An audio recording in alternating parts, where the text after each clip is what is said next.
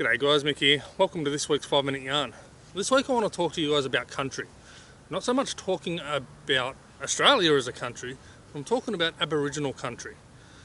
See, it's been mentioned to me that I refer to the top end of the Central Coast, Budgie, etc., Lake Munmore and that, as Awabakal Country, where, according to council, it's Darkinjung Country. Well, there's a bit of a story behind that.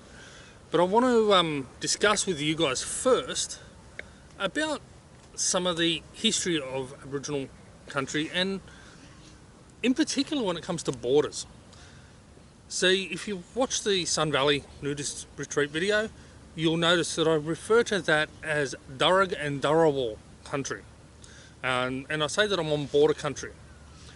That's because the Georges River down through that section of Sydney is what we define as our border.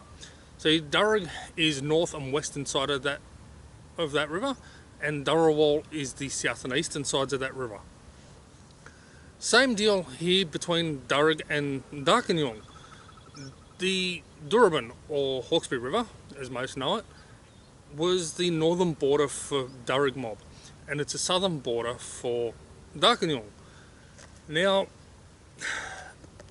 in general though, we didn't have a solid, firm border. We had shared country. That's why I call it border country. It was maybe a kilometre of land, something along those lines, where both mobs would cross over and they'd share the resources in that area. So generally we didn't have a hard defined border like we do in today's society, where one side of the road could be Budgie, the other side, for example, could be Buff Point. We never had that hard defined border like we do through local councils and that. We had shared country, which we both utilised the resources, and where we'd meet to trade and have ceremony and things like that as well. So the Durban in particular is a huge thing for Dharug people, and I believe for Darkinjung, because it was an area where we came and we met for ceremony and stuff like that, and we traded resources. So now that section's out of the way, why do I call this Awabakal country and not Darkinjung? Well, there's a lot of debate in regard to who owns what country or who belongs to what country. See, when you look at some of the maps, you'll notice along the coastline, the Darkinjung and even the Dharug don't go all the way to the coast. Which, to be honest, I know, especially for Dharug, that's false. For this section of country, you'll notice that the Awabakal, most of the maps do show Awabakal to come pretty well to the north side of the entrance from Newcastle, and I would just look at it approximately the eastern side of the Wardigan mountain ranges. Most of the maps do show that, and from the information that I have been able to find, and especially some information that's been provided recently, that looks to be correct. So from the northern side of the entrance through to the eastern side of the Wardigan Ranges does appear to be a Awabakal country, not Darkinjung, even though Central Coast Council or Wyong Council at the time classified it all as Darkinjung country. And there was a big debate a number of years back between Darkinjung and Awabakal in regard to the Magenta Shores golf course and resort that's built at the north side of the entrance. But it was Darkinjung, I believe, selling it, but it wasn't their country to sell. The other one, and this is where this has really been brought up for me, is Guringai. Sorry about the mispronunciation or the stuff up in pronunciation there. But Guringai. Guringai claim largely from the southern side of the entrance to the northern shores of Sydney Harbour. Now we'll get to the Sydney Harbour side of things shortly, but Guringai claim from the southern side of the entrance basically through to the northern shores of Sydney Harbour, and again to the eastern side of the Wardigan Ranges. This is reflected in most of the mapping.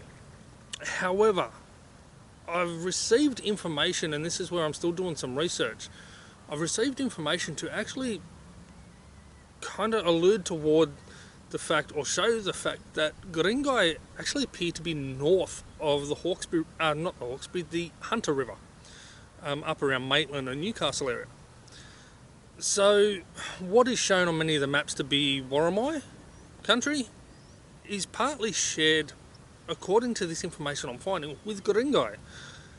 The claims of Guringai being south of the entrance down over Broken Bay into the north shores of Sydney Harbour, it appears that those claims may actually be false. Now, I'm not going to say that they are, but it appears that they may actually be false, and it is something that I'm still researching myself. But to be honest, given the information that I'm finding, it does look that way. And that makes sense with the Dharug mobs as well, and with Dharug country. So I've always known Dharug country to be Mount Guringai, so south of Broken Bay, south of the Hawkesbury River, or Durban, as already mentioned. So from south side of Broken Bay right down through to La Perouse. Now, the southern side of Sydney Harbour through to La Perouse is claimed as Eora. Eora is not a mob. Eora is the Dharug word for people. So it's not people country, it is Dharug country. But for some reason, there's been some misunderstanding and it's been claimed as Eora country, which is incorrect. It is Dharug country. And any mapping that I can find, official mapping and even government mapping, corroborates that belief. The northern side of Sydney Harbour through to the southern side of the Hawkesbury, however, is again claimed as Guringai. If I got that right, the northern side of Sydney Harbour through to the south side of Broken Bay, Hawkesbury River, is claimed as Guringai. Now, I've spoken with elders, effectively, from that area, one lady in particular from Munamurra Creek, and she identifies as Dharug. Her entire family have always identified as Dharug, yet this is country that is showing to be Guringai.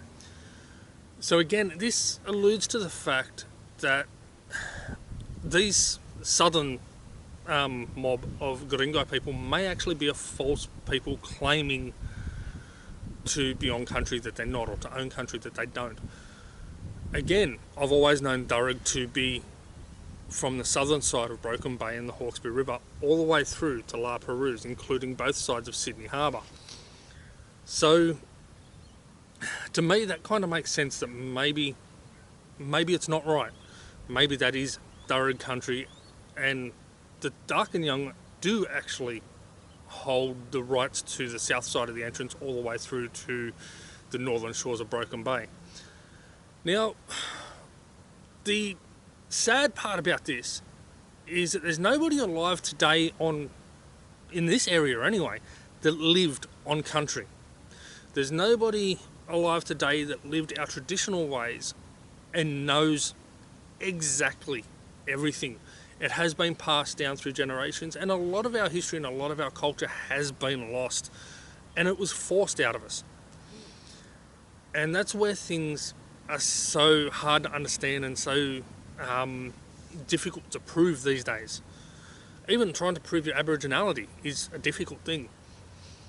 So, hey guys, when I talk about country, I'm not trying to disrespect anyone, and I am trying to bring you guys the most factual information that I can, and that's why I'm still researching the whole Guringai, Darkinjung sort of thing.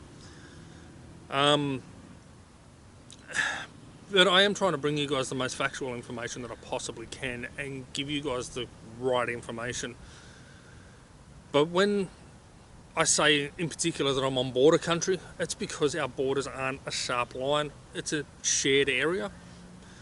And if I say that I'm on Awabakal Country or Guringai Country or Darkinjung or Dharug or Dharawal or whatever it might be, I'm doing my best to find out whose country I am on, and I'm giving you guys the best information I can possibly provide at the time. So again, guys, remember, country was shared, or border country was shared. There were areas where it was effectively like a no man's land, where different mobs would come together to trade and have ceremony and things like that. So, yeah, it's just a really difficult thing to learn, especially when you're from a situation like me where it wasn't passed down throughout your family and the storylines and songlines and stuff like that weren't continued on. So, alright guys, that's well over 5 minutes. I'm going to cut it. I hope this one's been informational or educational to you guys and useful.